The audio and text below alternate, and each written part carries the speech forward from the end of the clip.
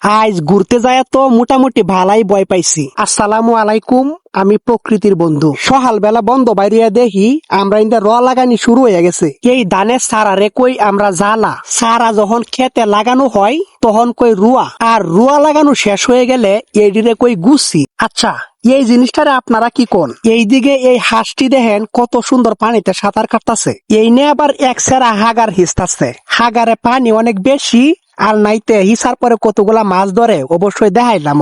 হাঁটতে হাঁটতে আয়া পড়ছি পাক্কা রাস্তাত। এ নয়া দেখি একটা ফটকা গাছ, দেখেন কি পরিমাণ ফটকা যে হইছে। এই ফটকা ফল কিন্তু খাওয়া যায়, আপনারা জানেননি? একটা একটা কইরা সবগুলা পাক্কা ফটকা তুইলা নিলাম। দেখেন কতগুলা ফল হইছে। ফটকার এই ভিতরের গোটাটাই মূলত খাওয়া হয়, আর কি যে স্বাদ, না খাইলে জীবনেও বুঝবেন না। আমি তো মজা কইরা সব খাইয়া নিলাম। হঠাৎ কইরা শুনতে পাইছি কেলা জানি জোরে জোরে হাসতাছে, পিছনে ছায়া দেখি পাগল কেমন জানি রহস্যজনক ভাবে হাসতাছে, হাতও আবার লাডি। আমি তো দেখকেই ভয় পাইতাছি, আইতাছে আবার আমার দিকে, খুব ভয়ে ভয়ে ভিডিওটা করতাছি।